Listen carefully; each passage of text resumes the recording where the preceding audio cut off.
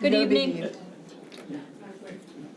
Thank you. I'd like to welcome you and thank you for being here for the February 17th, 2026 monthly meeting of the County Commissioners here in Cumberland County. Thank you all for being here. I want to remind folks this is being streamed online at www.cumberlandcountyme.gov/live. So it is streamable if you choose to go in that route. To call the meeting to order, I'd ask for the attendance. Catherine, do you mind? Chair Smith, Yes. Vice Chair Tyler, Yes. Commissioner Katerina, Here. Commissioner Gordon, Here. and Commissioner Cloutier. Excellent. Thank you so much. We have a quorum this evening. Thank you very much. And we're going to start now with a pledge of allegiance. If you'd like to join me, please do so. Thank you. I pledge allegiance to the flag of the United States of America and to the republic for which it stands, one nation, under God, indivisible, with liberty and justice for all. Thank you very much. On our agenda this evening, we start with the approval of minutes. We have two sets of minutes, and we'll start with item CD 26-004. That's the approval of minutes from January 5th, 2026. I have a motion by Commissioner Cloutier. I have a second by Commissioner Katerina. Any questions? Thoughts, comments? All those in favor? Aye. Show aye. It's a 5-0 approval of those minutes. The second set of minutes is CD-26-005. That's the approval of the minutes from the January 20th meeting of the board. Do I have a motion? Move passage. Second. Thank you. I have a motion again from Commissioner Cloutier and a second from Commissioner Katerina. Any comments? I do want to make one comment that I want to say thank you to Catherine Cahoon, who is our admin, who makes sure that she accurately captures all that was said. And I want to say that sometimes that goes under the radar. It's an important job to have, and I appreciate the accuracy, so I want to thank you for that. All those in favor of the second series of minutes? Aye. Aye. Aye. Show that 5-0 approval of those minutes. Next on our agenda, we have informational report and presentations. This is item CD 26-006, the informational report for the FY fiscal year 26 second quarter budget versus actual through December 2025. County Manager, I'll pass that over to Teresa. Finance Director Grover. So we have posted the budgets, the expenses versus actual through December, so halfway through the year. And at halfway through the year, we're trending at the 46.1%. So we're looking good at those, but again, it's just a snapshot in time. So when it is a moving target where you have more expenses intended on one time of the year versus others. Like the finance budget is a little heavy because we have all of the munis contracts and stuff up front, so the finance is a little bit over because of that. And then we've got others that will come in a little later that we haven't captured yet. So we keep an eye on that and see how it's going. Everything is as anticipated as I look through it for the half year so far. With the revenues, those are as anticipated. Deeds is trending a little bit over at 67.5% at the half year. Probate's about expected at 52%. The garage is a little over at 57%. Some of the other revenues are hard to look at when you do the overall because like taxes, we have to have all of them collected by October. So our taxes show overall at 93%, but it's not an accurate picture because we have to have a lot of that up front. Same with our contracts for patrol and for communications. A lot of those are paid earlier, so it's not really a reflection of how you divide that over the 12 months. But looking in the past and what we have, I don't see anything super alarming right now. That jumps out. Excellent. Thank you for that report and a sense of where we're going, trends, and what you see as of whether it's abnormal or normal. Sounds like it's normal, if not good. So good on that. Does anyone have any comments for our Finance Director? Excellent. Well, thank you for keeping us in the loop, and we'll just move forward as we can. Thank you. Next, we have comments from the public. This part of the meeting, we allow folks to come to the podium, state their name, their town where they're residing, and they have 3 minutes to speak to the commission. And I'll just remind folks that this is a time for us to listen and absorb what you're saying to us. Commissioners, the comments should be directed to the commissioners. The folks on the up here are just directors of different various departments. So it's really the policymakers that you're speaking to, and that we ask you to abide by the 3-minute rule. We have an hour to do this. And if someone has never spoken before and you have, please be kind and let them have this opportunity if you want. But that's the way we run things. Did I cover everything? I think, oh, one last thing. If you have a cell phone, if you can turn it to silence, that would be great. And I think those are the basic rules of the road. Yes, boss. And so if the first person would like to come up, again, state your name and your town. You'll have 3 minutes, and I don't have I can't see this, so someone will tell me if time runs out, because I can't see this. All right. I have us starting at 5:36 for our public comment. Thank you for coming to the podium.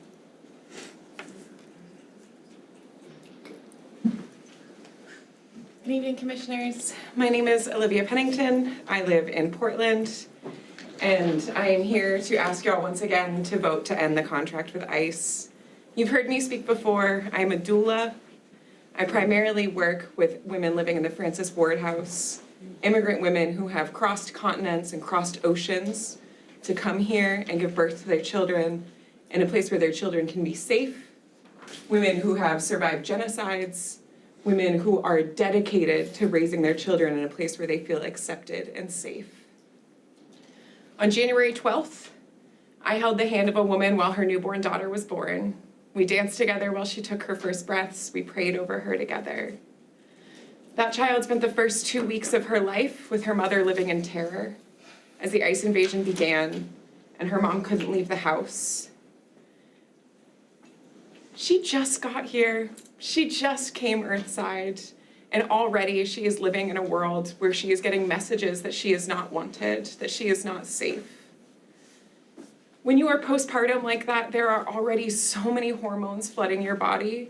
To add the adrenaline and the fear into that has serious consequences not only on a person's mental health, but on their physical health and their ability to care for their baby and their other children. I appreciate all the work you all have done in the past to get us to a point where we can collectively say, we know this is wrong.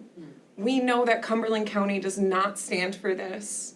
And we can send a message to the rest of the country that ICE operations will not be tolerated in our county. That this kind of fear and intimidation of our immigrant neighbors will absolutely not be tolerated. I urge you to vote to end the contract so that our neighbors know we will look out for each other and we will not be part of ICE's abduction machine. Thank you for your time and for everything you're doing for our county. Thank you.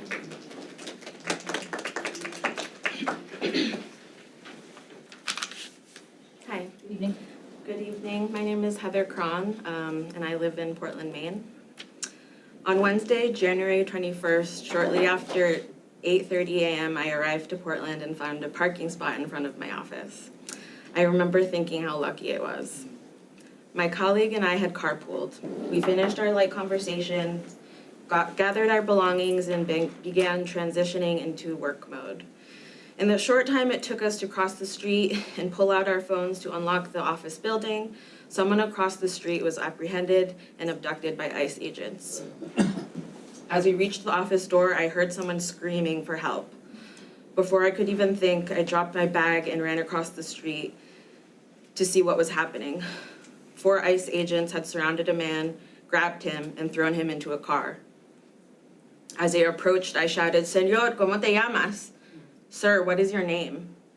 I hoped that I could at least get his name so our care network could track him, figure out where they were taking him, and immediately support his family. The agents quickly shut all the car doors, making sure no communication was possible.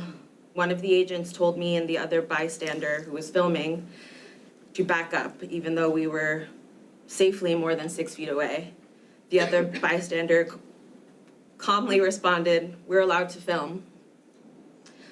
The agent responded by pulling out pepper spray, spraying the ground to show us it worked, and then pointing it directly at us. We repeated, "We're allowed to film." What I remember most in that moment is his eyes. He wore a ski mask hiding his face while I stood there fully exposed, keenly aware of my bare face, vulnerable to the chemical weapons he aimed at me and the other witness. Later that week, I saw dozens of videos like mine, ICE agents terrorizing my community. In some of them, I recognized the same eyes, the same hidden face. Before ICE drove off, this agent said to me, "Make America great again." Violent abductions happened in every neighborhood in Portland that week and across the state. They continue to happen today. Since 2020, I worked with Presente Maine, a grassroots mutual aid organization by and for displaced, dispossessed Afro-Indigenous Latinas in Maine. We began by distributing food to support our marginalized communities as they sheltered in place. Then, the threat was COVID-19.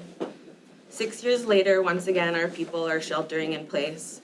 And once again, we are delivering food to their doorsteps. But now the danger does not arrive as a virus.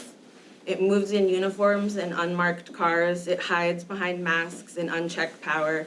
The disease threatening us now is white supremacy. County commissioners, hear this. Our neighbors are being terrorized in broad daylight. ICE operates in our streets, hiding behind masks and uniforms, while families live in fear. Take immediate action, protect our communities, hold ICE accountable, end the contract. Excuse me, I think time is up. I'm so sorry. Thank you. And thank you for your comments.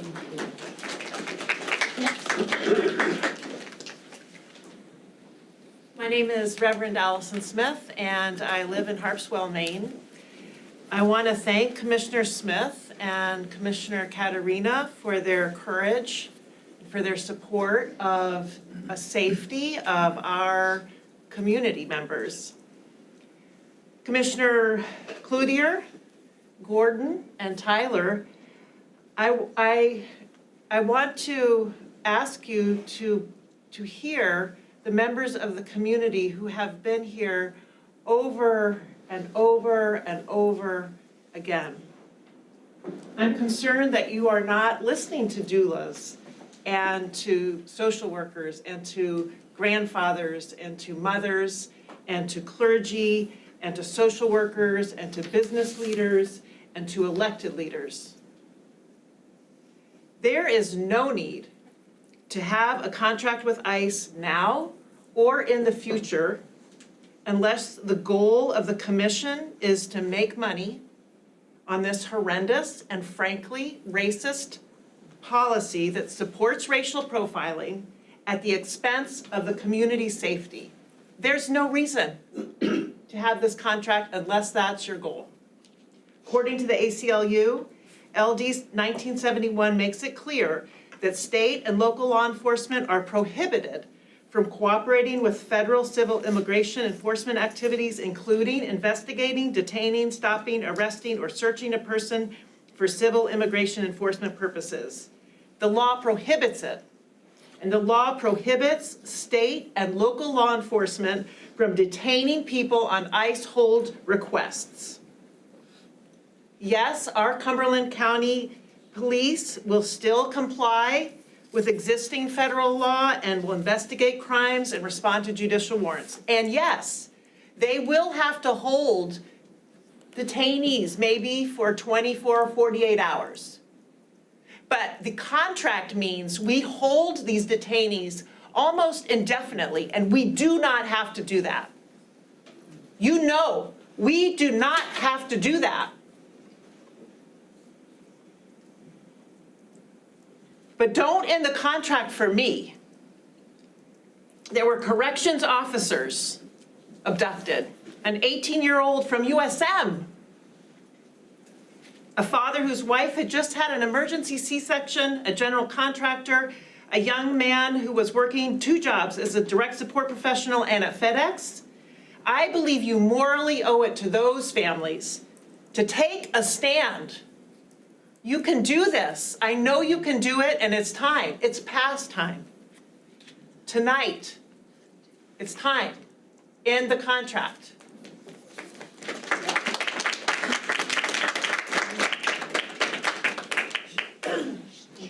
Hello, my name is Jen Boggs. I live in Portland, and I've spoken a few times.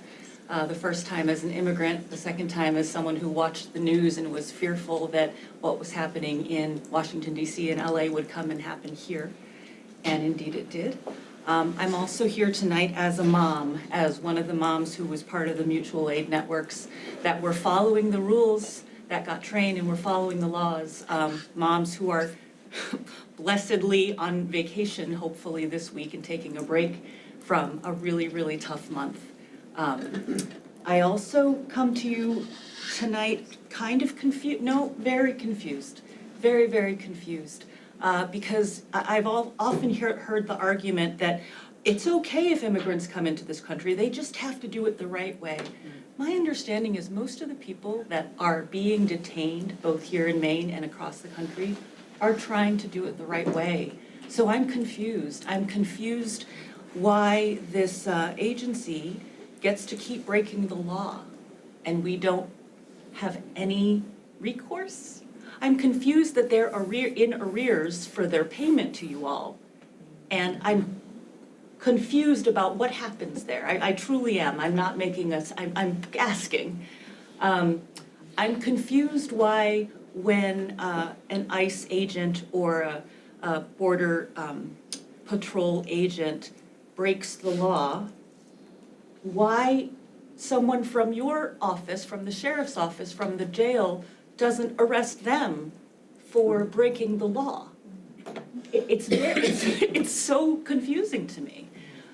So I think we know what will happen because we've seen it happen. Now I fear that it's happening much more quietly than it was before. So mutual aid will be more difficult to help those folks who, again, most of which are following the law. So please help us to understand who gets to follow the law and who gets to break it. Because I've been doing it lawfully. I've been practicing my First Amendment right to come here, to protest, to assemble with my fellow Portlanders. But I don't think a lot of the things that these agents are doing are lawful. And I'd also like to put in a request to find out what has happened to these Mainers. Where are they? I would rather spend the money on that than on continuing with this contract that is working with an unlawful organization, it appears, who will not pay you or who have not paid you. Thank you very much for listening to me.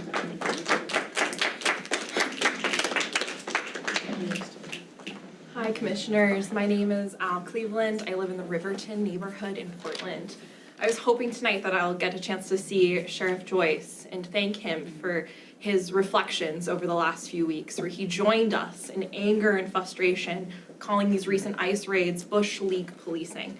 I know you all understand the stakes of what's happening. Your own staff are being abducted from their cars. Your staff and people are in danger. And you all have a responsibility to not only protect the staff of this county, but protect our communities. The first week of the raids, that Tuesday night, I joined you all as you talked through your budget for this upcoming year. That was a day after I witnessed ICE agents going through my neighborhood, scoping out my immigrant neighbors where they could be. And I came here for this meeting to talk about the budget and to talk about the ICE contract. That night I knew in my body that the evil was happening in our community. And I was so, so happy to hear Commissioner Cloutier that night speak so strongly in favor of ending the contract.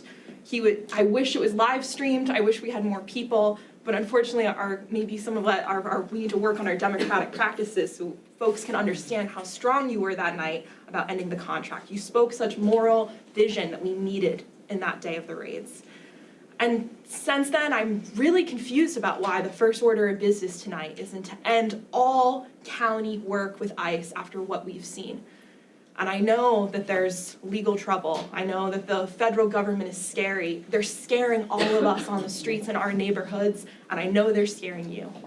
But I want to remind you, as much as we hear this, the county doesn't have jurisdiction, it doesn't matter. This county played a role in the deportation machine for the last few years, and this county continued to vote to allow ICE to use our jail. We all played a role in what just happened in our communities. We all played a role, and so now it is on us to right that wrong that we were all complicit in. And so I encourage all of you to not just finally end the contract with ICE for good, prevent them forever coming back into our county jail, which you all know you have the power to do, you have the ability to do it, and you have a county manager who's so brilliant with budgets, he gave you the exact path towards how we're gonna do it. You need to be brave, and you need to make sure ICE doesn't get any of the more of the records that they're taking from this county. Fight back legally in every single possible way because you have the backing of your constituents. We're here to support you through all the messiness that is to come when you take the position that your community has demonstrated to you over and over again. Your job as elected officials is to listen to your people, and we have been telling you loud and clear for months what we want. End all county collaboration with ICE now. Thank you.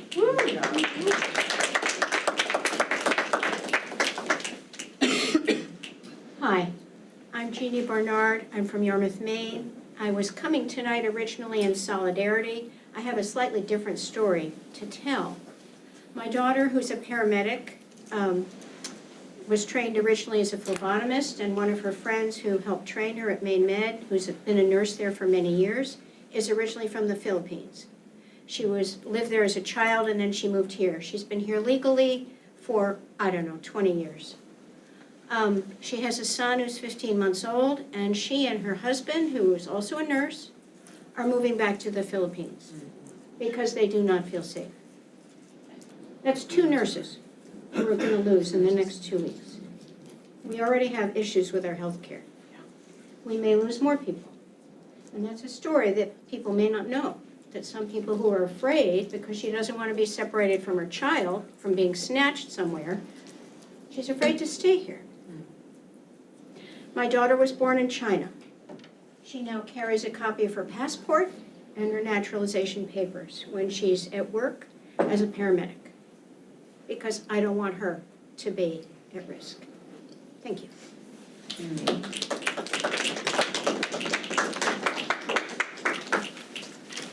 Good evening, my name is May Surmanian from Portland. I moved here about a month ago, and what I have seen has so far been concerning. First of all, I'd like to thank Commissioner Smith and Katarina for your ongoing support. Thank you, Sheriff Joyce, for hearing us out. And I remember January 6th when I showed up here to attest against the contract with DHS, where, as far as I observed, and I still see today, I was faced with some of you on your phones and the direct attention of roughly one member who was actually making eye contact with me or not, or actually taking notes. And after last month, that leaves me with a question. For Commissioners Gordon and Tyler, are you here to represent us, or are you here to close your eyes? Before I continue, I ask for your attention not just for me, but for the countless stories of people that you represent, people who have been terrorized by this. Last January, we were left with a pat on the back and still no action. We put off consideration for ending the contract for a separate meeting which never happened. And today, we see the result of you having maintained that contract. Your complicitness encourages ICE to think that Portland is a safe place for them to continue their actions. I ask of you to recognize the fear that my neighbors have lived in, encouraging each other to stay indoors because of the color of their skin. There are still people sheltering in place right now. Pepper spraying peaceful observers, telling them they are on a list for observing. Drawing guns on one of my friends who was a peaceful observer that did not intervene. Is this your idea for safety in Portland? Is this your idea of peace in Portland? Lawful enforcement? Because as far as I'm aware, it sounds like one side is not peaceful here. While DHS has pulled their inmates out, you still have that contract with them that encourages them to stay here. Give your citizens consideration. Give your people consideration, and our community the safety that we need. The future is in your hands, and I ask to end the contract.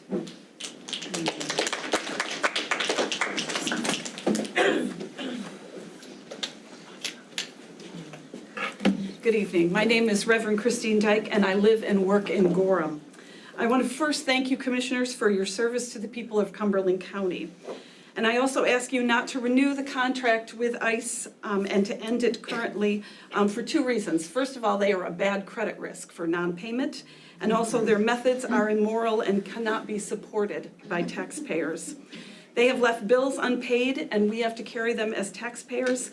And as far as I know, credit is usually not extended to those who do not pay their bills. And ICE should be considered high risk. I spent Friday in the Burlington, Massachusetts ICE office. I counted 60 untagged new Chevy Tahoes in the parking lot with stickers on them that valued them at $65,000 each. There were over 4 million untagged vehicles in that parking lot. The federal government is choosing not to pay their bills. They are able to, but they're choosing not to. And as I was in the ICE office on Friday, I was there to pay a $4,000 bond for an asylum seeker who was abducted from an appointment that ICE created with less than 24 hours notice a month ago after he had checked in at ICE just that week before. First, Greater Portland Family Promise paid $3,500. Family Promise is a nonprofit, to just get a bond hearing for them, and then they are also the ones that put together the $4,000 check that I carried that day.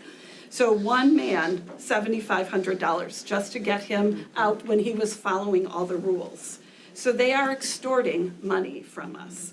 We have a second dad that had stayed with us at church also, because we had transitional housing for asylum seekers. He was actually transferred to Missouri. So we are trying to figure out how to get somebody at a church in Missouri when hopefully he has his bond hearing out. And then we've discovered they've taken all their ID from them and they're in different cities. So we can't even fly him home if we manage to get him out. So they are extracting fees. It is a form of extortion.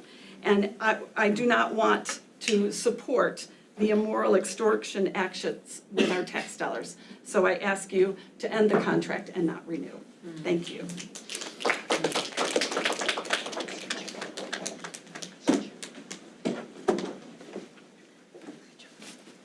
Hi, my name is Brianna Bowman. I live in South Portland, Maine. Last time I was here talking to you all, I shared that I was feeling really scared about where things were headed. ICE was not as present as they had been previously. And I talked a little bit about how we could feel powerless to act against them, and reminded each of you about the power that you actually have in this moment to do something material to support our communities and to keep people we love safe. Unfortunately, we know what happened as a result of that meeting, and since then we've seen the violence and thuggery of ICE land more intensely here. I think we're far past the point of thinking any of this could, for any reason, be a good idea. No matter what benefit you might feel this contract provides, I hope that the testimony today and the evidence in our community shows that more so than ever, the invitation to you all to make a choice to disrupt this institution of violence is heightened. I just want to express immense admiration for the thousands of people in our community who made the choice to stand up against what was happening and to support their neighbors. And just say that, like, we all made that choice at some degree of risk. And each of you can be invited in to resisting the brutality and violence of this machinery. I hope you will end the contract, do what little part you can to disrupt what is happening. And yeah, join us in resisting this. Thank you.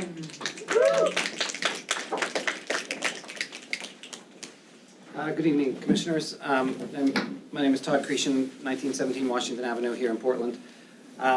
At this point, I'm not sure what else there is to be said. ICE is a fascist militia, which is out of control. It is kidnapping innocent people, terrorizing them, stealing their documents, deporting them to dangerous situations. There's a long tradition in the Western world of not selling out your friends and your neighbors for so many pieces of silver, and this commission has to make that decision. There's not much more to say. This is a dangerous fascist militia, and you must cut all ties now. If that costs a few $100,000, then the people of Cumberland County, I feel confident, will stand up and pay that without blinking an eye. And if you do not have the courage of your convictions, we are gonna come back here in March, and I am sad to say that this might be the last commissioners meeting that goes on for some time without hundreds of people sitting in here with you, because it is enough. These people are rampaging through the streets. I don't even want to tell you what it has been like in the Portland schools for the last 5 weeks. The terror of 7, 8, 9-year-olds and parents who are still disappeared. This is who we are collaborating with. It must stop now.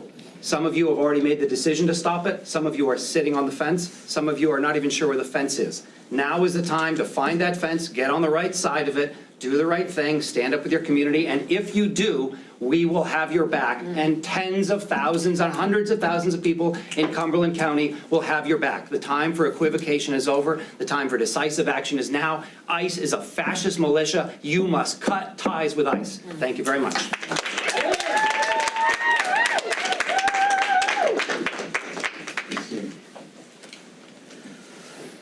Good evening, Commissioners and County Manager. I usually don't go off the script. I haven't written anything, which is hopefully will turn out good. But I wasn't actually sure whether I was going to be able to make it tonight because. Name and town, please. Thank you for the reminder. Marfine Chan, 139 Ashmont Street, Portland, Maine. I wasn't sure if I was going to make it here tonight because my grandmother passed away last week, or this weekend. But I was doom scrolling on Instagram and saw a video of kids, 10s by 20s, running down their street of their housing development because they had heard that ICE was in the area conducting raids. And for me, that trumps whatever I might be feeling, the grief that I'm feeling right now. Because the grief that those kids are feeling, that families here in Portland, Maine, and in Cumberland County and the state of Maine are feeling right in this moment trumps my own grief. And I know my grandma Anita would be proud of me standing here talking on behalf of my neighbors. And so last time I had droned on a little bit too long and had missed my point about the property taxes issue. I know that's top of mind for many of you here as administrators and as commissioners. And I left off saying that there's a room full of people here who are willing to go to bat for the county, to get more funds from the state to support operations, to offset the cost that canceling the contract would have. And this is the moment to do that. And I know that all of them will be in Augusta because I've seen some of them up in Augusta on other issues. You can tap into this power here in this room, community power, to advocate as they're looking at the supplemental budget to say, look, you can't just hand us unfunded mandates at the county level. You can't just force us to collect the tax and to pay for programs that you're making us engage in. As you go through the supplemental bill, make sure that the counties have resources so that they can cancel these unjust, unfair, inhumane contracts that are holding people, most of them not from this state, most of them from out of state.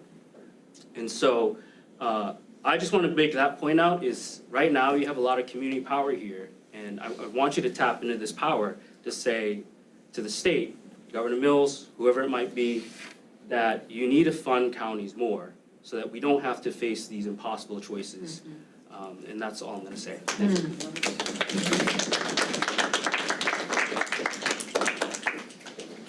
Hello, I'm Eric Nathanson. I live in Scarborough. I work here in Portland and in Westbrook. I'm 31 years old.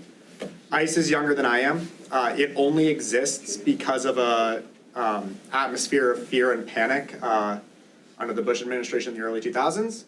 And now ICE is actively working to create an atmosphere of fear and panic here in our country.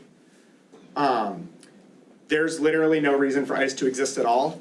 Prior to its creation, immigration enforcement was handled by civil penalties and an unarmed, unmilitarized administration, and that works just fine. And every supposed good that ICE does in terms of stopping crime or what have you, we already have other institutions that do. There's simply no reason for ICE to exist at all. And given that there's no reason for it to exist, and given that it is actively harming our community here in Maine and around the country, not a single county, municipality, or state should be involved in supporting it or complicit with it. So I'll keep it short. I'm just asking the commission to not be complicit in the pointless and destructive terror that ICE is enacting on our communities. Thank you very much.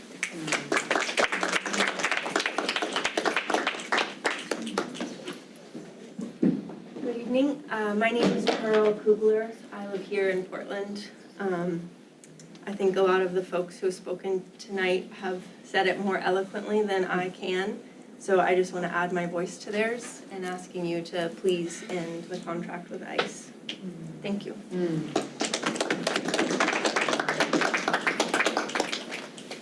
Hi there, I'm Caitlin O'Connell, I live in Portland.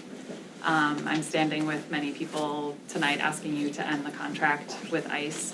I think the time to have done this was long, long before this moment.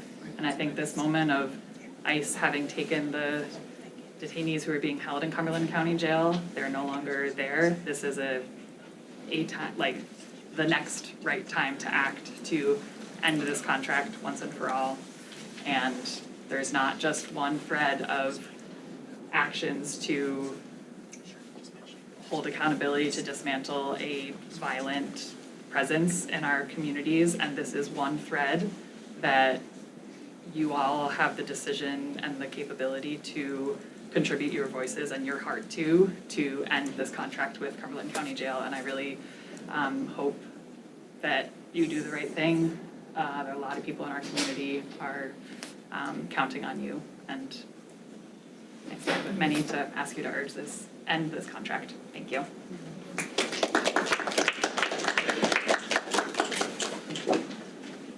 Hello everyone, good evening. Thank you for your time. My name is Tahani Valdecki. I live on Kopizik Street in Portland. First with my time, I want to address the activists and organizers in this room. I know how tired we all are and how painful it is to continue fighting for our safety when we don't have the luxury of honoring our own capacity. I love you all. I see you. I'm with you. To Commissioners Tyler, Gordon, Clouchy, and I don't see Sheriff Joyce in this room, but if you were here. This is not the first time we've come to you. For months now, the people in this room have warned you about the threat that ICE poses to our community. Now, in the aftermath of the ICE surge in Maine and the murders of Renee, Keith, and Alex, I wonder if you've seen enough to respond to us in earnest. I wonder if you've seen enough to end the contract with ICE. Ending the contract does more than just protect our community. It demonstrates that human rights abuses are not tolerated here. It applies brakes to the fascist machine quietly gathering momentum on Capitol Hill. It starts us down the long path towards honesty and mutual trust, which we will need when ICE returns to finish what it has started. You've all heard of this before. Everyone in this room is painfully aware that we can't actually make any of you do anything. But one thing is clear. You cannot continue hiding behind unaffected nonchalance. You are not neutral entities. It is true that none of you are personally responsible for whether or not ICE abuses our community. But make no mistake, the integrity of any group dies in the cracks between personal responsibility. You must face this head on with clear eyes. Once again, we all ask you, who are you going to be in this moment? What are you going to do? Thank you.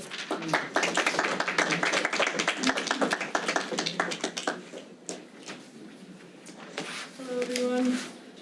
My name is Josie, Josie Colt. I live in Portland. I am adding my voice to the many voices here, urging you to end Cumberland County's contract with ICE. The ripple effect of the surge of ICE over the past year has been immense. So much fear in our community. When I say community, I mean I mean, our students, our teachers, I work in the school system, I mean, my neighbors. Yeah, it's been profound. And there are people outside singing songs of resistance. It's not just this room. And your decision here will affect many, many people in the future, whether we live in fear, whether we live in violence, or whether we live in a community that feels safe. And I'm urging you to please consider the lives and the well-beings of this community. Thank you.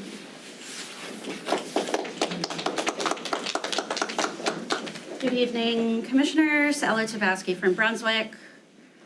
Several weeks ago, families already living in fear felt completely under attack, and that's because they were. Only after the sheriff rightly called the federal agents' behavior Bush League were detainees pulled from the jail, and yet the contract still remains. You've already heard tonight, many people are confused about why this contract is continuing to be in existence. I'm also one of those people. Some constituents have been told that there are no ICE detainees here anymore and that it's unlikely they'll use the jail. So, if they do, you'll act then. Meanwhile, others seem ready to continue participating in this cruel money-making detention scheme if that opportunity comes back, somehow framing that as the responsible choice. Any level of local complicity only makes ICE more embedded here, and I need you to understand what that looks like in practice. Last week, I spent every morning, starting at 6:50 in the morning, and every afternoon walking immigrant students in my neighborhood home from the school bus, to and from the school bus. Their parents are sheltering in place, and they continue to during their school vacation. They no longer feel safe in their own community. The high schoolers were able to tell me how completely terrified they were. I tried to distract a fourth grader with talk of donuts the day after he told me he had to walk home very quickly so their mom didn't worry about ICE. And I watched the child's pre-K sibling try to keep up with our rushed footsteps with a baby doll dragging along the pavement, unaware of how afraid their relatives truly are. Your decisions don't stay in this room. They follow children onto sidewalks, into classrooms, and into the way they'll move through this world as adults. We keep hearing excuse after excuse that local detention is more humane, that maintaining the agreement is fiscally responsible, that it's about courthouse proximity. None of that holds up. And some of your explanations keep changing. Every new justification continues to erode the small amount of trust we have in this governing body. Pointing to future elections, especially as your term comes to an end, is deflection, plain and simple. You're in office now. You hold authority now. In history, remember those of you who use your positions to act, and thank you for that. And those who offered excuse after excuse, they'll remember you too. Take a vote, end the contract, please, do the right thing.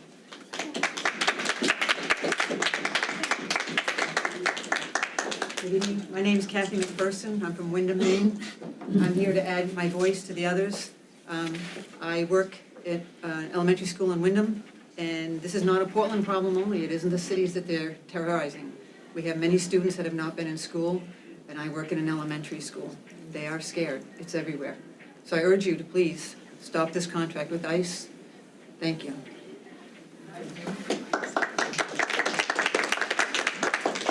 Good evening, I'm Kate McPherson. I also live in Wyndham.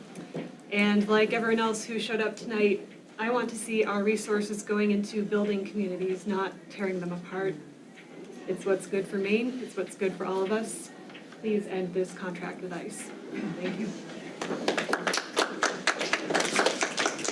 Hi, my name's Jessie Everett.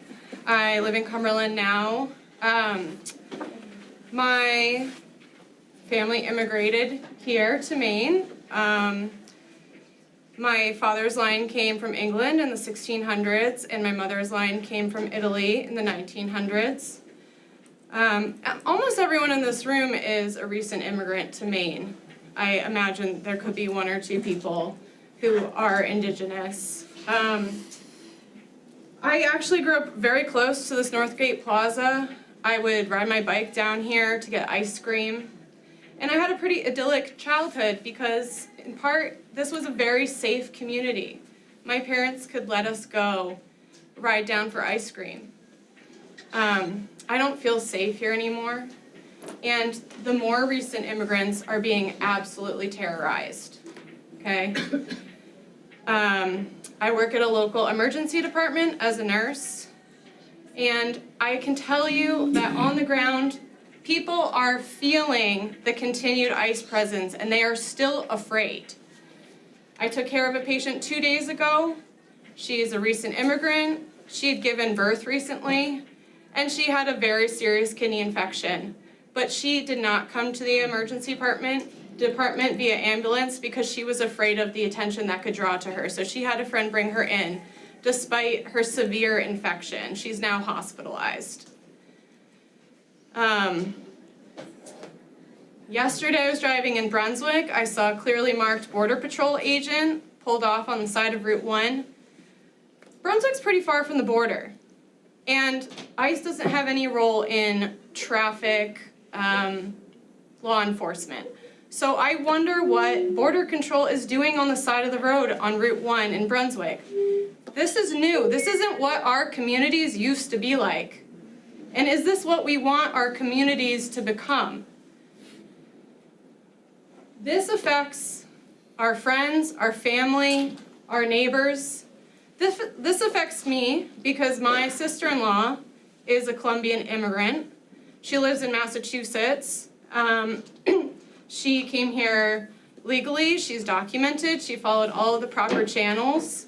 Not to say that the people who are undocumented should be detained the way they have been, just to make a point that when she came to the United States, she didn't expect this level of terror and violence. She expected to be able to build a life here, to finish her graduate degree. I can't even imagine what it would mean for my family if she were detained. I can't imagine what it would be like if I didn't know where Maria was, if I couldn't track her down. Okay, so I want you to really think about what we're doing here. This is really important. I'm sorry to interrupt because I know it's emotional, but I was told 3 minutes is over. Okay. Thank you for speaking. Thank you. Hi there, I'm Conrad Carpenter. I'm a homeowner in South Portland, and I'm also an Operation Enduring Freedom veteran. And I'm surprised that there are people in this room that are still hemming and hawing about this issue, as the entire world is seeing us descend into authoritarian fascism. It's happening. It has happened. And I just want us as a community to be on the right side of history. So I ask you to end this contract now. Thank you very much.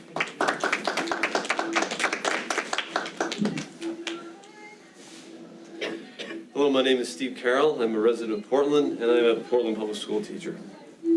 Many of us have given testimony on the contract to you multiple times.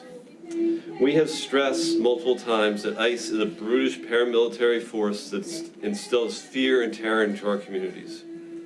I spoke last month as a teacher about the trauma that is inflicted on my students.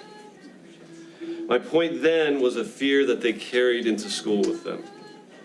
This before the surge. During the surge, well, many of them did not even come to school. And now, that fear and trauma remains with them. When an out-of-control agency shows you who they are, believe them the first time. It is so obvious now this contract needs to end. Inaction is unacceptable. While we know that ICE did not use the Cumberland County jails last month, there's no question that anymore that we must end any type of collaboration with an organization that shows no regard for our community, for decency, or the rule of law. End the contract now. Thank you.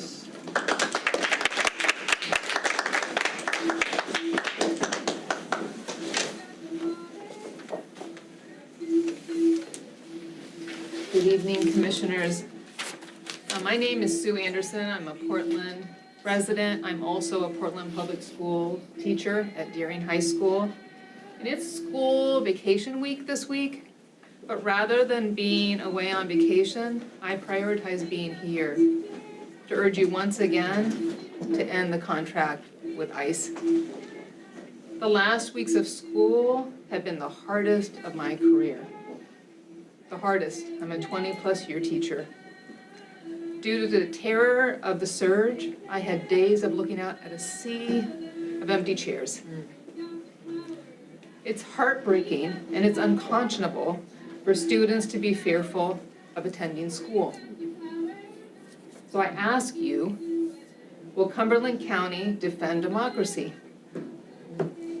Will Cumberland County defend decency?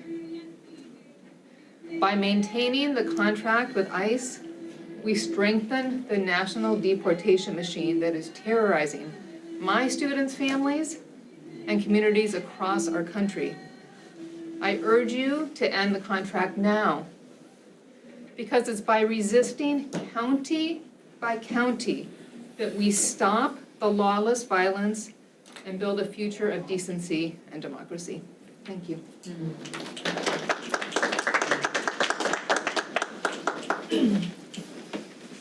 Hi, my name is Paige Grunhavd. I live and work in Westbrook, Maine, and I haven't spoken here before. I just wanted to say, like the previous speaker, by having this contract, first of all, I urge you to stop the contract with ICE, but by having it, we as a county are entering into this shadow system of detainment where people are whisked across state lines. So personally, I have a coworker, my spouse has a coworker that were taken by ICE during this surge. One was actually before the surge in December. Both had to pay $10,000 of their own money to come back. Now they're back and they're terrified. So what does that tell me about them being released is that there was no legal grounds to detain them, right? They just got their money, and now they're back in the community and too terrified to speak out or do anything. I work in a senior living situation. A lot of people who are not born in the US work alongside me. They are scared as well. They're coming to work. They were hired legally. We don't hire people without documentation. Why should people who work hard and they're working to take care of your parents as they age in the community, and they are too scared to come to work at times? Like I say, I have one coworker that was gone for weeks, nobody knew, and he will not speak to anybody, and he's sleeping in his vehicle in this weather because he lost his housing and his belongings, and now he's back making very little money, but he wants to get his life back here in Westbrook, Maine. So, end the contract, please. Thank you.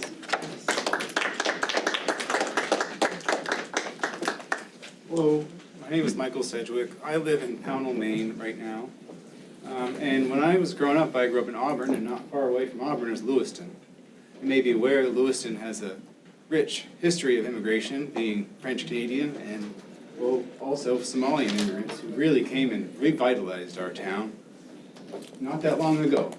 And it seems a little short-sighted that we would threaten our community members who want to come here and make a better life for themselves with detention and deportation back to a place they were trying to get away from. Why? They're having a hard time, and they come here, they want to do something better. They want a better life for themselves, and that's all they want. That's really all they want. So why should we participate in making their lives harder? I don't think we should. And I think if any of you have French Canadian ancestry, which good chance some of you do, you might understand that a little personally.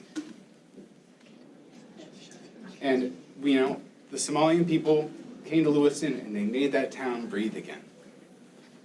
And now we got immigrants coming from all over for different reasons, coming all over our state. And that's what we need more of, is people breathing life into our state, being people in community, and helping each other out. You know, and having a facility in wherever it is, we don't need that in our state. We don't want to participate in Donald Trump's regime of terror. We don't want to participate in that. Please end the contract now.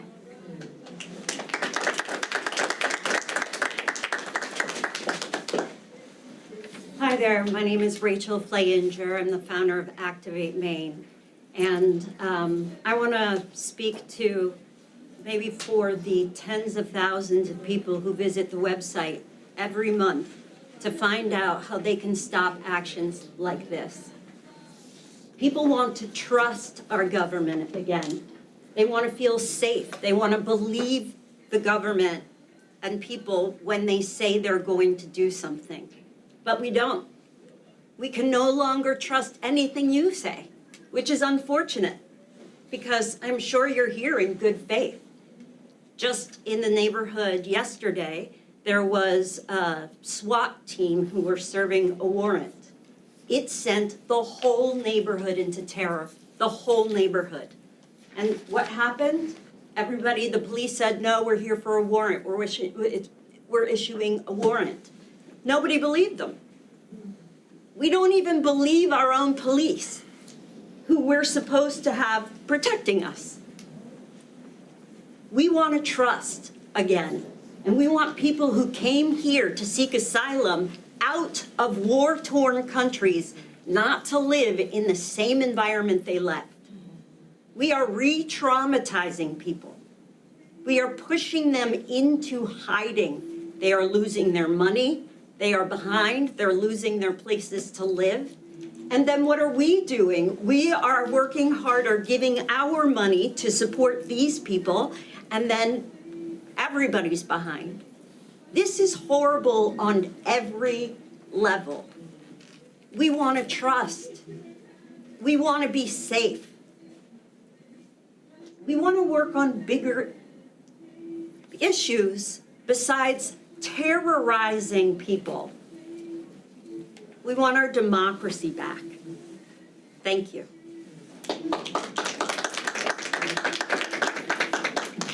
Everybody knows we've got about maybe time for 3 to 4 more speakers, then I'll be up. Thank you. Good evening, y'all. My name is Miles. I live in Portland, so Commissioner Cloutier, you're my representative to the commissioners. I'm also a teacher in South Portland in a 6th grade social studies classroom. I want to start by just telling you a little bit about what the week of Operation Catch Up the Day was like. That Tuesday morning, I woke up a little bit early before school and drove to the Red Bank neighborhood of South Portland, a neighborhood that a lot of my students live in. Took about 2 minutes of driving around that neighborhood before I witnessed ICE officers abducting a young mother, shoving her into the back of a blue Ford Tahoe while pointing tasers at the 2 school-aged children who were on the porch. I have a video. I've offered to share it with you by email. Never heard back. The next day, I drove back to the Red Bank neighborhood of South Portland because I wanted to get my students to school safely. Again, after about 5 minutes, this time I was pulled over by federal law enforcement with lights, 2 vehicles. They addressed me by name and read me my home address. They told me that they would be coming to my home, and I quote, that they had a plan for people like me, just so that there's no confusion about who you have been working with or what they've done to our community over the last couple of weeks. Sorry, a little shaky. I understand and have heard countless times the reasons why this is a hard choice for you. Let us not get twisted about what role you occupy here. You are in a position of power. Let me say that again. You are in a position of power. You have every responsibility to use that power to the full extent, no matter how hard or difficult it may feel for you. If you do choose to use that power by ending the contract, you will have the support of every person in this room, outside, and the vast majority of Cumberland County. If you do not choose to use that power, we will be back in March, we will be back in April, and we will not let business happen until this contract ends. Thank you for your time.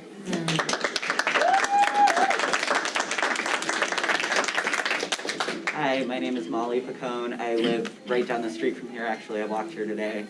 I don't want to take time away from my neighbors here, so I'm just adding my voice here to urge you to end the contract, listen to your constituents. We have a lot to say, and I know that, you know, you guys are listening. So that's all. Thank you. My name is Wes Pelletier. I'm the City Councilor of Portland for District 2. I'm reading a letter that you've gotten in your inboxes from a number of elected representatives throughout the county. So as elected officials representing constituents in Cumberland County, we're calling on you to immediately end Cumberland County's cooperation with ICE. During the so-called Operation Catch of the Day, we watched with alarm as masked ICE and Border Patrol agents invaded and terrorized the communities we lead, snatching residents of our cities and towns from our cars, homes, schools, towns, schools and workplaces, tearing families apart, and threatening people as they exercise their constitutional rights. We saw immediate effects on our communities as businesses closed, children stayed home from school, and parents were unable to go to work. Reiki, constantly had, 75% absent that day. Just everyone was staying home out of fear. This terror not only violated the core constitutional protections that we have all sworn to uphold, but it struck at the core of what makes Cumberland County special, which is our diversity and our strong community ties. This is the moment to stand up and use the full extent of our power as local elected officials to stop ICE's violence. We're proud that many of our cities and towns have taken steps to end cooperation between our local law enforcement and ICE, but we only have the power to do so much. It is in your power to ensure that our county jail and our sheriff's office do not continue their complicity in ICE's unlawful actions. Taking a stand is not always easy. We know that deciding to end the contract now could result in lost revenue for the county and by extension could impact the finances of our own cities and towns. I'm on the finance committee. It's going to make my job harder. That said, we know that the cost of detention is a burden that our entire community pays. The county's finances cannot be built on immoral and unstable foundation. For too long, we have compromised the safety and well-being of our community members in exchange for government dollars that ultimately turned out to not be guaranteed at all. We're asking you to follow the examples of our state and local officials who met this moment with determination to stand up for Mainers and the rule of law in the face of threat and retaliation. And when you do so, we will absolutely have your back. Please join us in making it clear that ICE has no place in our community. Thanks.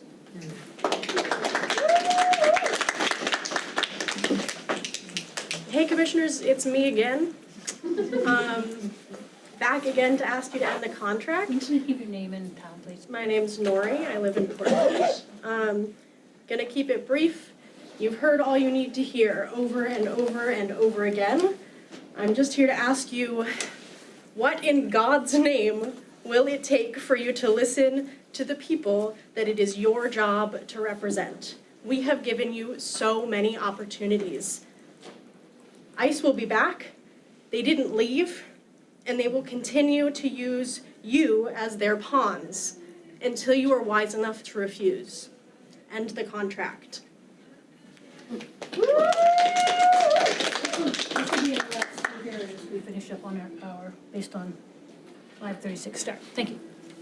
Yeah, I'm Emily Parker. I live in Portland. I'm a minister called in the Unitarian Universalist faith, and I also work for Restorative Justice Project Maine. And in the end, you've heard all the reasons, just in the interest of the safety and well-being of our community, and on behalf of the communities that I serve and also the communities that take care of me, I urge you to end the contract with ICE. Thank you. Thank you very much. Okay, next, I believe is it 5:36? 6:36. We have one more 3 more minute period. Last person would like to speak. Hi, my name is Claire. I live in Portland, and I'm urging you to end Cumberland County's contract with ICE. Thank you, Claire. I want to thank everyone for speaking this evening. If you didn't have a chance to speak, you can always send us an email, or you can see us next month as well. But as we stated in the very beginning, we have an hour for our public comment, and thank you for respecting that, and thank you all for coming. Whether you spoke to the podium or not, we appreciate it. Just want to let folks know that we'll be moving on to the rest of our agenda, but I wanted folks to understand that our agenda goes through several items of business. And at the end of the evening, we have comments from our executive staff, from our directors, and from our commissioners. Some commissioners may choose to speak, they may not choose to speak, but that's our opportunity to speak as commissioners, and that's the way the agenda typically works. So I just want to make that clear. Next up, after we have our public comment period, we have a consent agenda. We have 4 items on the consent agenda. They are number 26-0110, Sheriff's Office Commissioners, December 12th through January 31st, 2026. We have item 26-011, the appointment of the chair of the commissioners to review and sign off on the county's weekly warrants for the scheduled year of 2026. The third item is item 26-0112. That's an authorization of the county manager to execute a purchase agreement with Metro for discounted transit passes for mobility, access, and transportation. That's the MATI project, M-A-T-I project. And the fourth is 26-013. That's the authorization to accept Maine Department of Drug Enforcement Agency, MDEA, of U.S. currency asset forfeiture or disbursement check for that seizure. Move passage of the consent agenda. Thank you. Second. I have a motion by Commissioner Cloutier, a second by Commissioner Caterina for the consent agenda. Any questions, comments from commissioners? Seeing, yes? Yes, Commissioner Gordon. Item 26011, I'd like to move that to the business, to the new business. To new business? Sure. Anyone want to, is everyone okay with that? Yeah. No objection? Great, thank you. I have All a right. question. Yep. I'm sorry. Yep. On 26013, through the chair, may I ask the manager a question? Sure. Mr. Manager, how much was that check, out of curiosity, for the MDEA, if you know? $1,200. $1,281. Okay, thank They're you. requesting to spend that money on the supplies to support the investigation unit, Okay. Sheriff's Office. Great, thank you. Excellent. Any other questions on these items for consent agenda? And I also want to make a motion or make sure that we move 26013 to new business. I think I need a motion for that. So move. That was a motion by Commissioner Gordon, brought that up in a second by Either of us. Cloutier. A motion by, second by Cloutier, that that's moved down to new business. Thank you. So all those in favor of those three items on the consent agenda? All those in favor? Aye. Show that unanimous, that consent agenda is item 26-010, 26-011, 26-012 were passed with consent agenda. Moving on to our new business, we are going to move now item 26-013 to new business, and that's now authorized. No. Sorry. No. 11. 011, to appoint the chair as a commissioner's appointee for the review and sign off of the county warrant, weekly warrants for the calendar year 2026. Do I have a motion? So Move passage. Second. Okay, before we have that, I'm sorry, do we have public comment on new business? Would anyone like to speak to this from the public on this particular matter?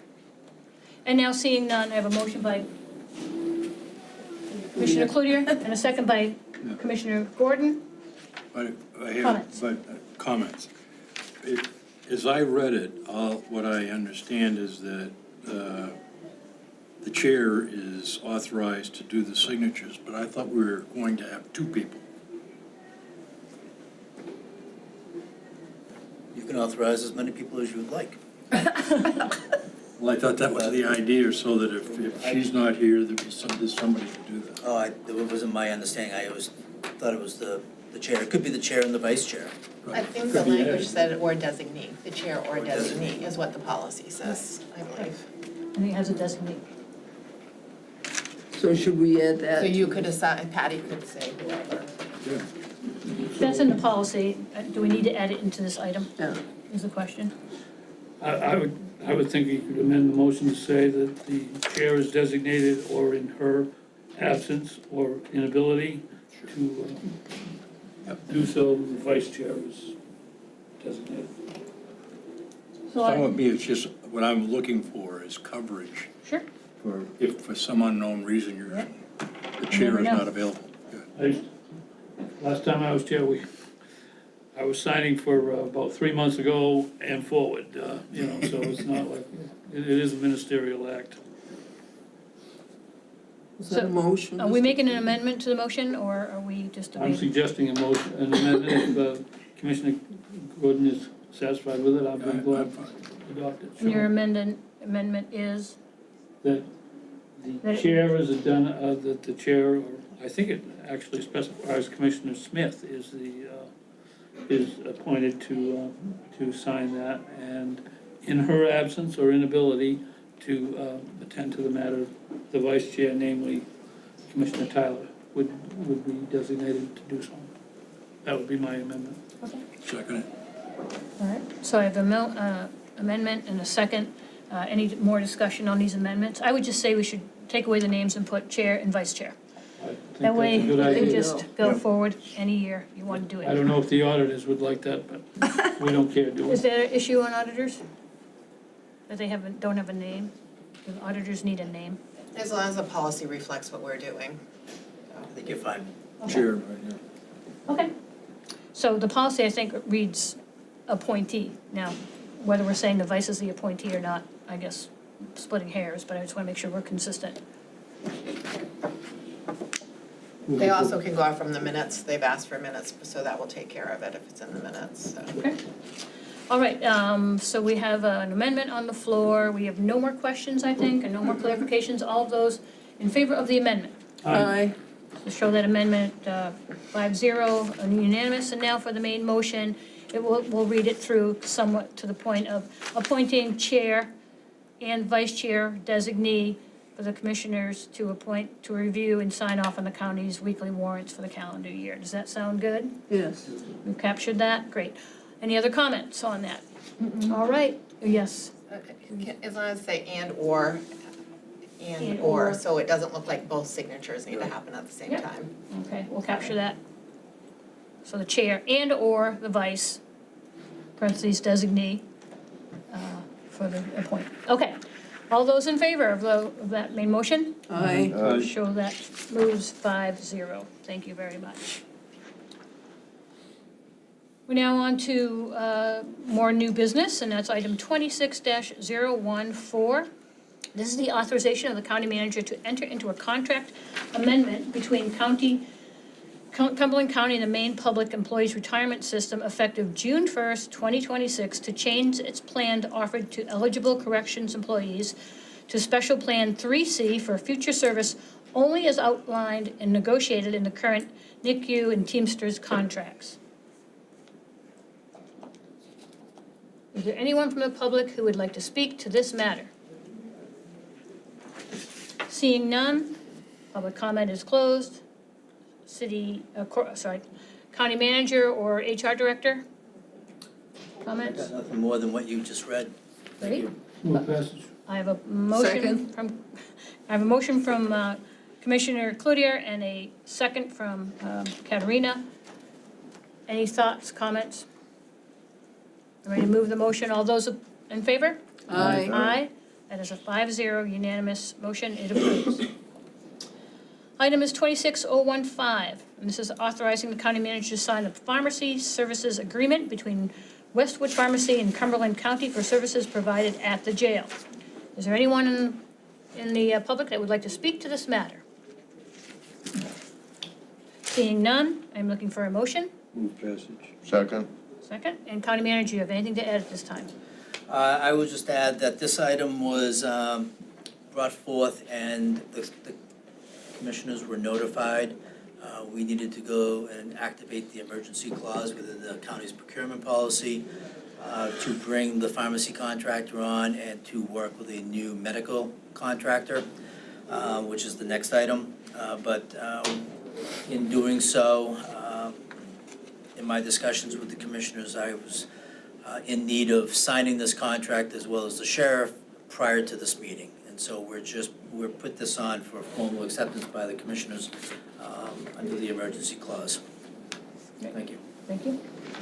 And I'll just make one comment. I think it's important that we understand that at times we have the emergency clause for a reason, and if we were to lose our services at the jail in regards to the pharmacy, medical treatment, it's important for us to provide the services that we say we will provide in the jail. So I appreciate the hard work that went into finding a vendor, making the transition happen with not a lot of bumps. It was fairly seamless, as I heard. And so I appreciate all the efforts that went into creating a kind of a mid-contract switch so that we had our services for those folks who are in the jail. So I want to thank the county employees for that work they did there. Anyone else? Comments? I have a motion by Commissioner Gordon, a second by Commissioner Tyler. All of those in favor? Aye. Show that 5-0, unanimous. Thank you. Next, we have item 26016, previously mentioned, so it's to approve the jail medical services agreement between CFG Medical and Cumberland County for medical services provided at the jail.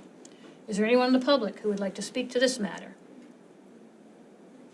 And seeing none, what is the wish of the commissioners? Thank you. I have a motion from Commissioner Cloutier, a second from Commissioner Caterina. County Manager, do you have anything to add at this time? I do. I'm unfortunately gonna have to ask for a postponement on this item. As much as staff have been working with CFG on pinning down final contract language, we are just not there yet. We have, what's holding us up is the hold harmless agreement section within the contract where we do not agree with the language being proposed by CFG at this time. And we just received the revised contract around 2:30 this afternoon. And so it really hasn't given staff enough time to delve into it with our attorney and our medical vendor to work through this with CFG. So unfortunately, as much as I wanted to get it in front of the commissioners this evening, I just don't have a document for you to review and to approve. I would move we table it to the March meeting. Thank you. Thank you for the update, County Manager. So I have a motion to table by Commissioner Tyler and a second by Commissioner Cloutier. Any discussion on the tabling? Seeing none? All those in favor of the table? Aye. Moved, 5-0. It passes for the table of this item. That's all we have for our business this evening. Next, we have comments from the executive staff. I guess we'll start counterclockwise. Director of Human Resources, would you like to speak?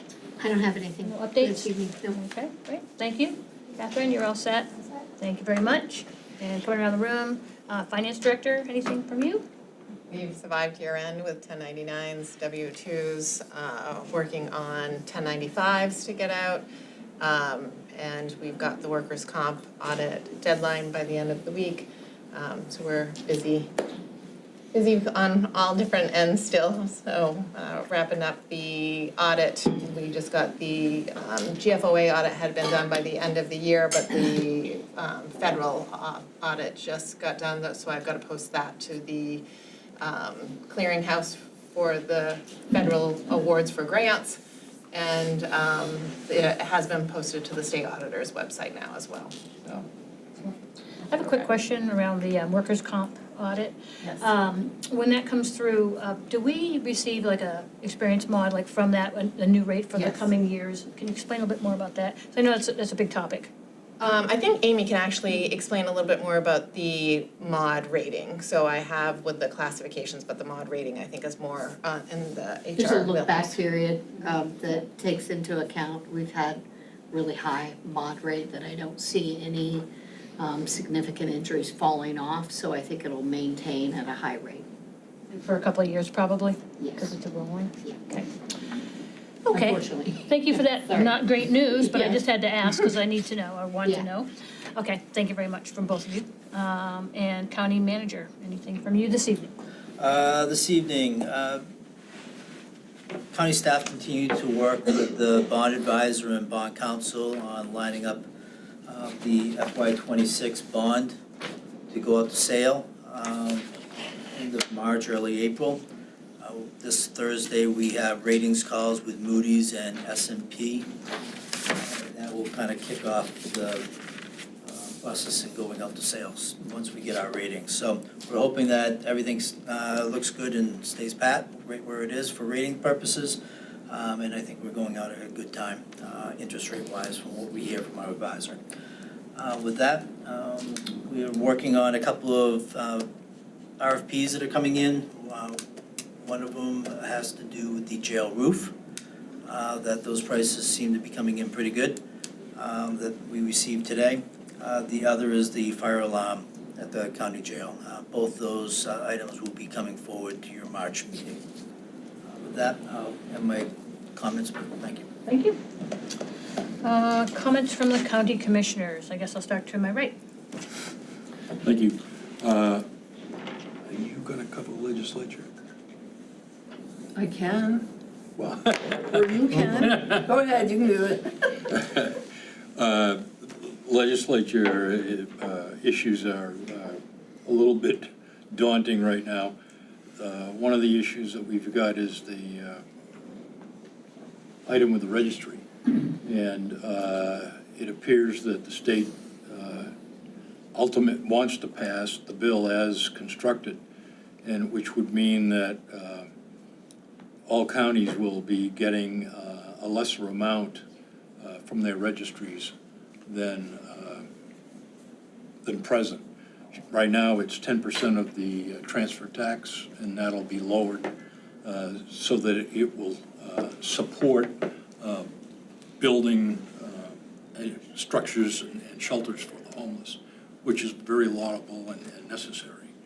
What they're not understanding is that by shifting the tax so that the counties are paying for it, it comes out of their 10%, that automatically transfers it to the property tax because that's the only other source of income, which I think is too bad. In the 90% that the state gets, 20% of that has funds that go to the general fund, and many of those funds are uncommitted. Why they're taking it from us, being part of the counties, and not from the uncommitted general funds that they've got, it's just a quandary. It's the counties are being put into a position where we're suffering loss of revenue from the state by 1,000 cuts. And to me, it's wrong, and it's something that the counties are going to have to get together, and maybe make an issue out of what mandates are and how the Constitution requires that they be handled, because this certainly is not boding well for our form of government. Let's see, there was the second thing, but I guess that was the more important one. Thank you. Sure. Thank you very much for that update and sobering information always on state. Yes, Connie, Commissioner. Don't have much to say tonight. I know Jim and I are going to Gray coming up in a few weeks. The town's beginning to question the budget process, not the process we do, but where it's going. And like he says, we've got another possible hit from the state, so it just, the hits just keep on coming, it appears. But yeah, no, it's going to be an interesting spring when it comes to the budget process in all of these towns, because I'm hearing from selectmen and town councilors that they're not having fun. Understood. That's it. Great, thank you very much. Commissioner Katerina? Yeah, thanks. I want to thank everyone who came and spoke today. I know it's not easy to get up and speak to an official body of stern-looking people regarding your concerns, but I know I certainly heard you. A couple of things, with your permission, Madam Chair, if I could ask the town manager, listen to me, I'm still the town council, the county manager, if that's all right. Sure. Because I think it may help with some of the information and whatever.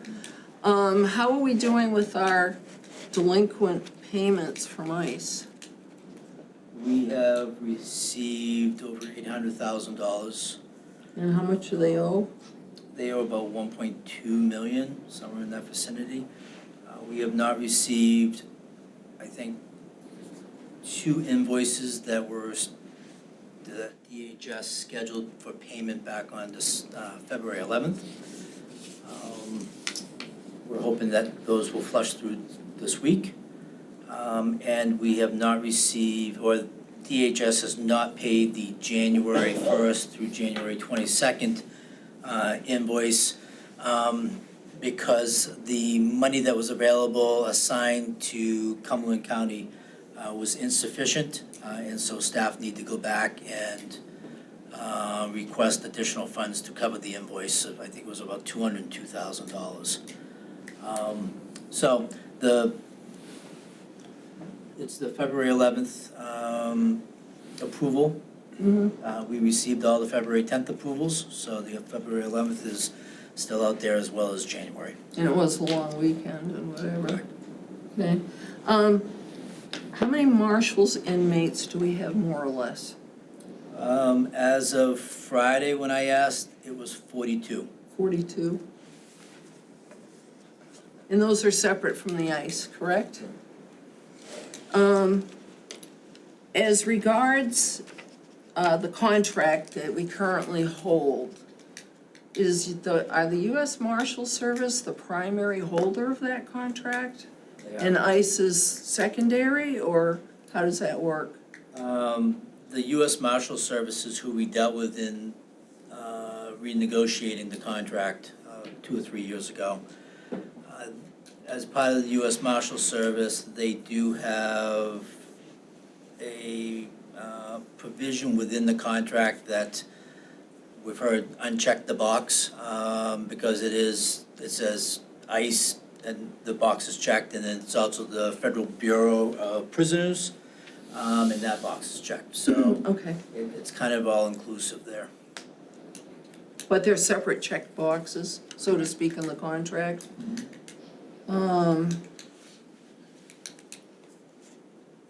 If we were to renegotiate a contract without ICE included, to whom would well, first of all, who would do it?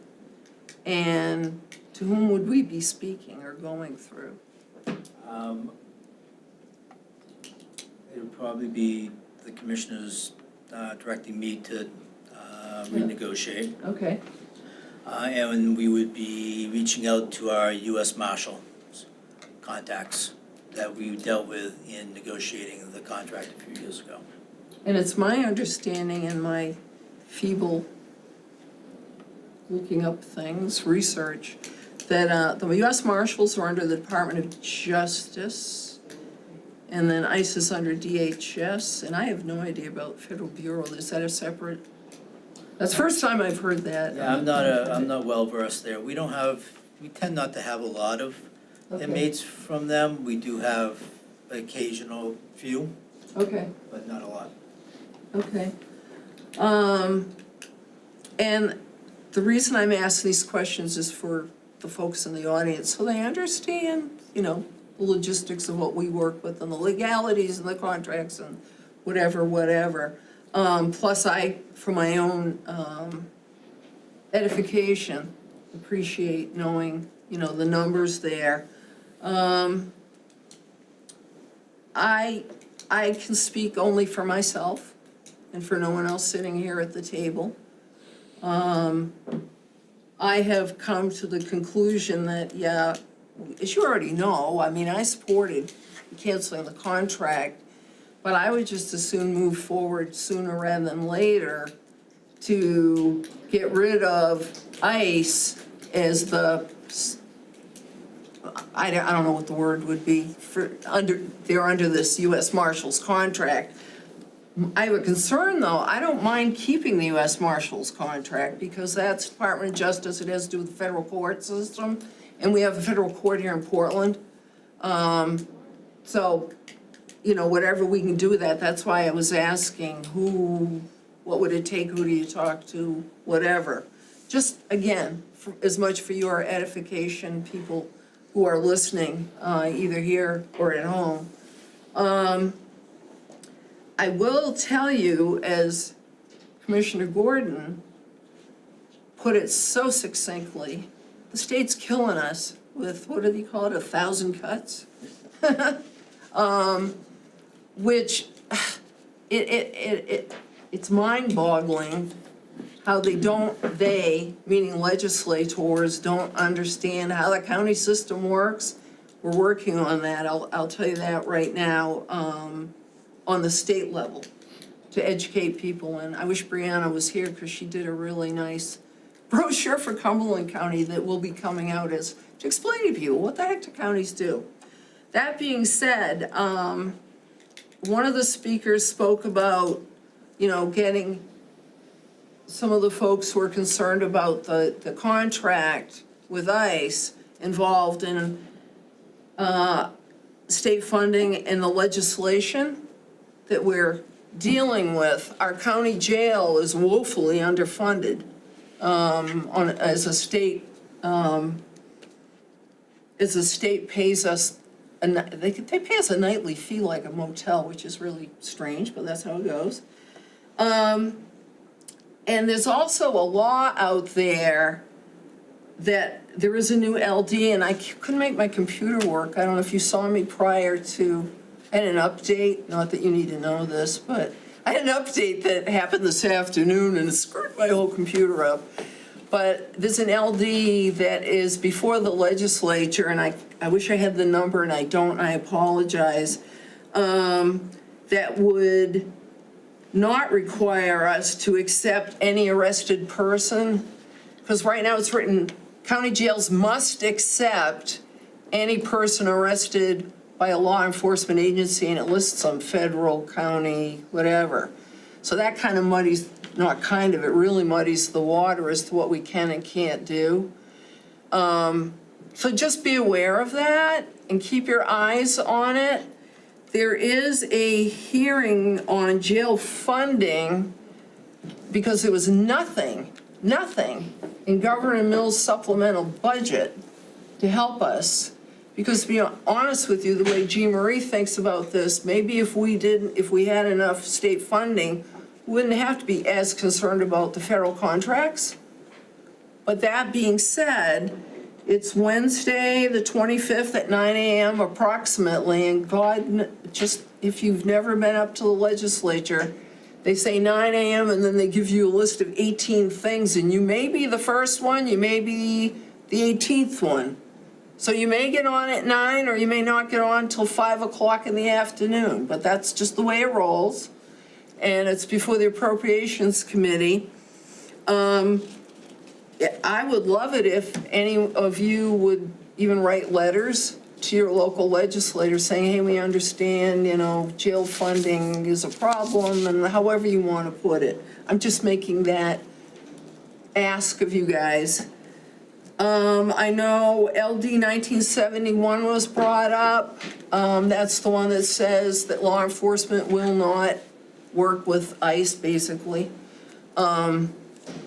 That doesn't go into effect till July, the middle of July. It's been signed into law by the governor, but it was an emergency. So it doesn't go into effect for 90 days after the legislature adjourns, just so you know. But I noticed the state police are going to follow it. So, just so you'll know that too. And then the last comment someone had, and I bear with me guys, I'm sorry. The Customs and Border Patrol, you were wondering what they're doing in Brunswick on the coast, I guess it was, or Bath or wherever. I don't know if you're aware of this, but pretty much the whole state of Maine is legally covered by Customs and Border Patrol. Anything within 100 miles of the border, which includes the coast. Remember, we've got the Atlantic Ocean and there's a border out there. So that could be why you're seeing them, but they have been more active. Their office, by the way, in case you didn't know, their local office is on Gannett Drive, which is not far from my house. So anytime you want to go and do something in front of their office, that's fine with me. Anyway, that's all I have to say. I just wanted to bring up, and Mr. Gordon's good as fit, because he and I are on legislative policy committee. Is there anything I forgot? Well, I'd like to add a clarification, because Okay. a lot of people are asking about it. I guess my question is, what effect will eliminating the contract have on accepting ICE detainees? And what you find is that this really, in the question, it's bifurcated. And what I mean by that is, The state law presently, and you're pointing out that it may come through, state law presently says you will accept. Right. Our contract only reimburses us for the people that are there. So if you eliminate the contract, it doesn't stop ICE from performing as they do and as they will, because we have to take them at the jail. Thank you for clearing that up. So I hope all of you heard that. I mean, that's where we've got some work to do with lining state law up with what, perhaps we may vote on here. When we're gonna do the vote, I just soon do it sooner rather than later, maybe the next meeting. Part of why I've sort of dragged my heels on it is I wanna get paid. And I want us to have the money they owe us, and I absolutely get it. It sounds horrible that, you want to get paid for bodies that were in the jail. But I have to look at the bigger picture on this. So please know I absolutely get it. I hear you. I'm with you. And these are just the various things that are going on, so. Sorry, I was very long-winded. I went more than 3 minutes. Madam Chair, may I ask a quick question? Yeah. Jim, how many ICE inmates are currently in the jail? 0. And that was my fear. They moved them out of state and they lose access. Anyone else before I turn to? Jim hasn't had I his- just, but they were chiming in, so I was just trying to make No, sure they're I'm done. set, so you're set. Okay, Commissioner Cloutier, please. So I'll address actually the question that Commissioner Tyler just raised. The use of the county jail by ICE. Originally, our consultant, frankly, a very qualified woman, told us that it would not be wise to preemptively avoid the contract because the people that were incarcerated in the jail had access to excellent support from a variety of legal sources that exist in Portland. And that was her advice.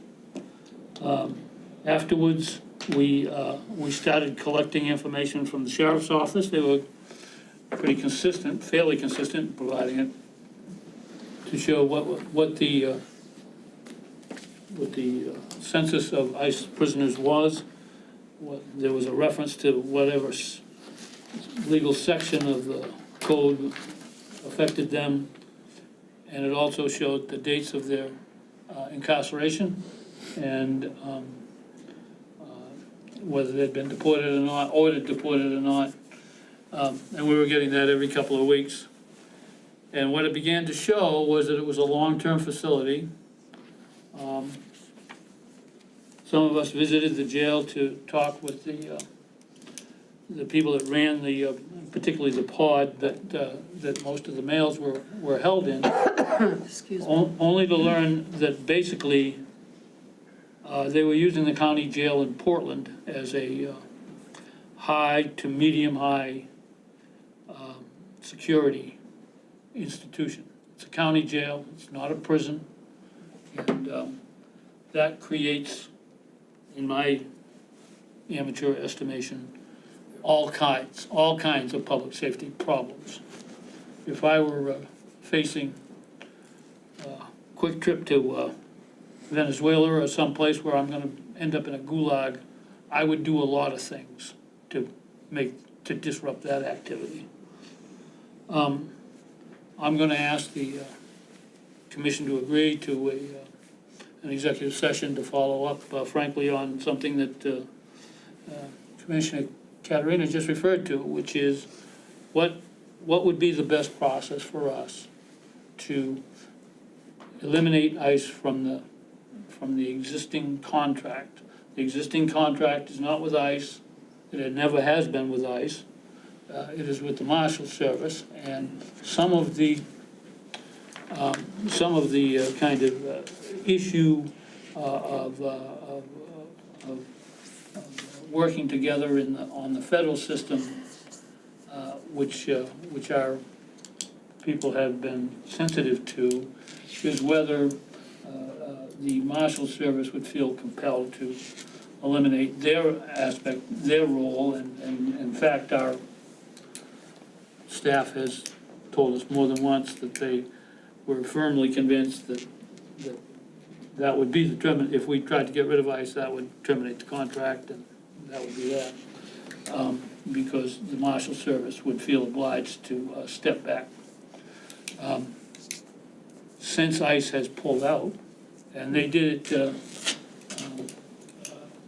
few weeks ago now, and incidentally, there was going to be a meeting earlier this month after ICE pulled out. The next purpose of anything we might do here probably started to focus more on the additional issues that we want to address, or I think we should address, related to following up on what the state has done that will become effective in July, which imposes significant collars on and legal authority to impose significant collars on any cooperation with ICE that does not flow from a judicial order. And a judicial order is a writ from a judge, and they don't seem to be very eager to issue those writs these days, given what has happened nationally, and we all know what that is. So I would ask that we have an executive session ahead of our meeting next month to discuss the approach that we would take to seeking to have ICE voluntarily removed from the contract, and if we can't accomplish that in some timely manner, then we would have a decision to make, and we would know where we stand related to that.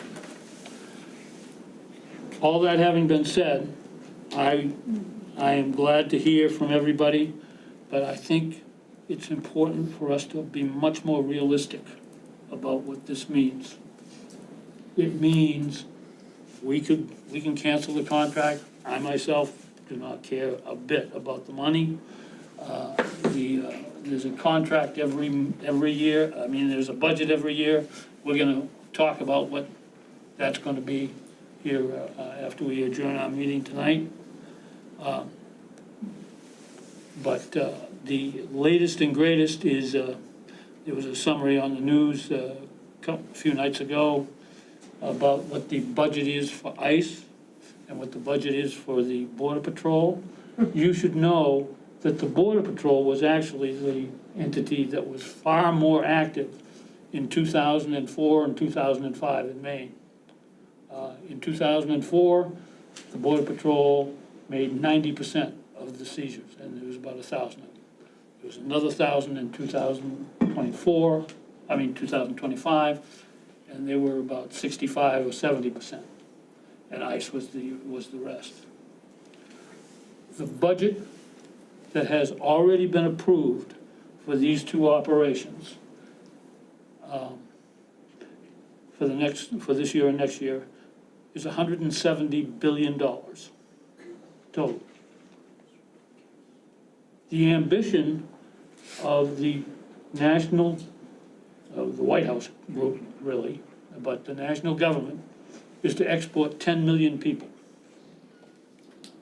That amounts to $17,000 per person.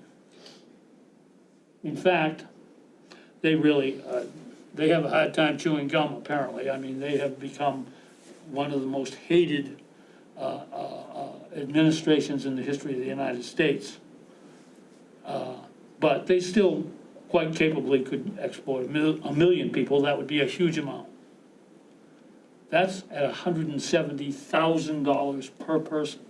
They have a tremendous amount of money. They have a gigantic amount of money. That means that we're in this for the long haul. We have other things we're gonna have to do. And so that's where I'm coming from. I hope we have an executive session. I know you people have been really focused on checking the box of getting rid of ICE. we are not getting rid of ICE. They have untold amounts of money. They are a bunch of thugs in a lot of ways. They are one of the worst. For better or for worse, I've been doing this for almost 30 years. I had to do a lot of dealings with the Portland Police Department for years. I've had a lot of dealings with the Sheriff's Department here for a lot of years. I can tell you that I think that I know what you have to do to become a first-class, fully qualified, and recognized as fully qualified public safety operation.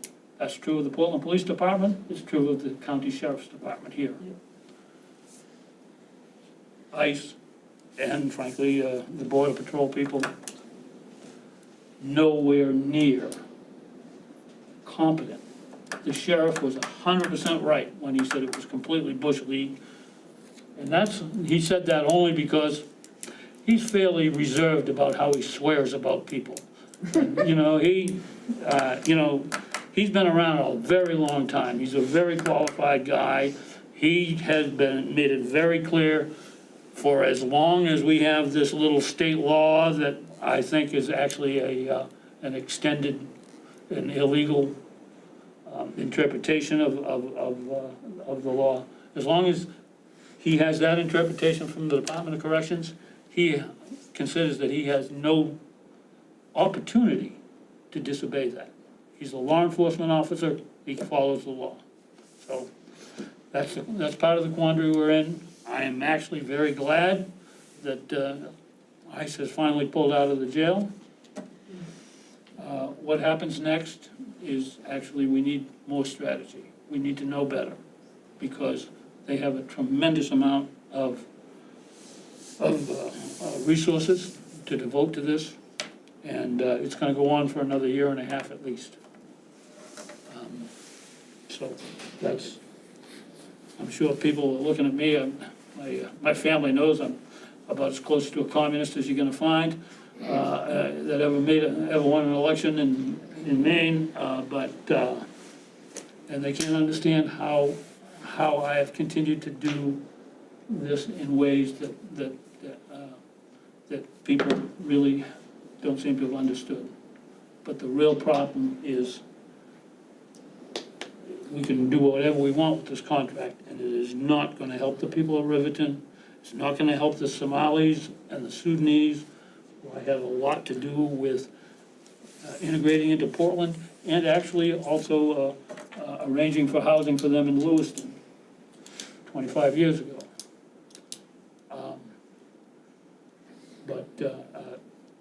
We have this one consolation. Sometimes I had dealings with a doctor and a member of my family, and had to do a surgery once, and he came out of the surgery. He was on an infant, and he came out of the surgery and he said, "I thought we were trying to fix something that was this thick," he says, "but it was this thick."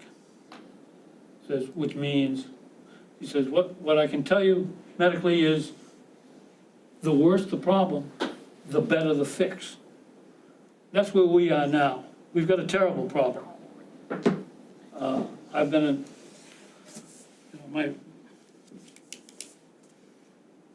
my first volunteer effort was when I was 16. I had to hitchhike from South Portland in to try to get Ken Curtis reelected governor, and he made it by 500 votes, and that was almost a miracle, actually.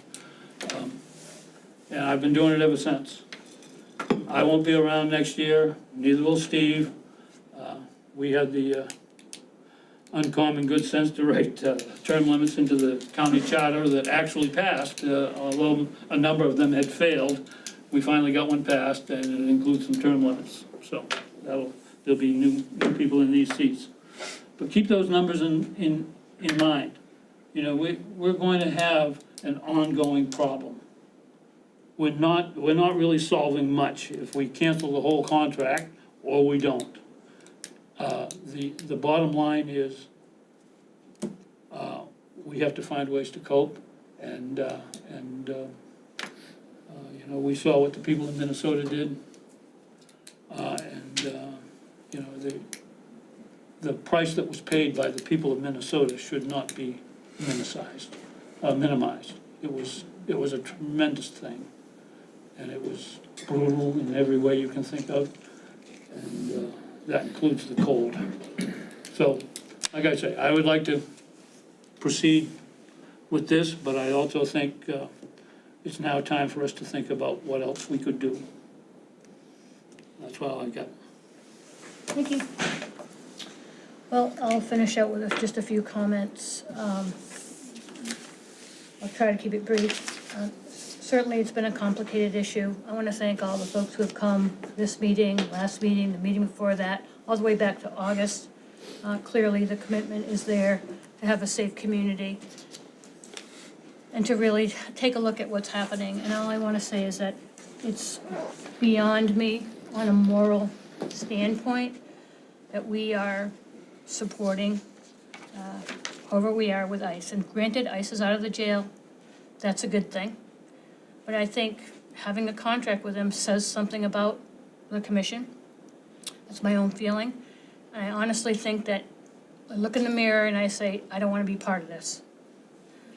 I would like to see our communities have a sense of safety, and although I hear what Commissioner Cloutier is saying, that there's billions and billions of dollars behind what's going on, granted, our 1 or 2 million is a lot to the county, but the point is, maybe the emotional hope of just saying no would help neighbors to neighbors understand that they're not alone. And I know it won't make a dent in the billions that have been issued by Congress and to the federal government, but I think we have a responsibility to rebuild trust with our neighbors and as elected officials to trust people to represent you. And granted, you're not everyone, and there are other people who do not want us to break the contract. There's a lot of different viewpoints out there, but the majority of people who have contacted me, and I've had some people who say, don't stop that contract, the majority have said, please end the contract with ICE. It's not helping our communities feel safe. Kids are not going to school. I've witnessed this firsthand in my own hometown of South Portland. I see the empty classrooms, and it breaks my heart. So all I will say is that I really wish and I hope that we can look into this matter and end the contract with ICE. In the next meeting or the meeting after, we can have an executive session to talk about it, but honestly, morally, I believe we need to stand up and say no. Rebuild the trust we have with our elected citizens who believe in us, who say they voted for you for a reason, and this is the reason why. So, thank you for listening, thank you for coming. I'm gonna now ask for a motion for adjournment. So moved. Second. Thank you. I have a motion from Commissioner Tyler, a second by Commissioner Cloutier. All of those in favor of adjournment? That's 5-0 unanimous adjournment. As soon as the room clears, we'll start our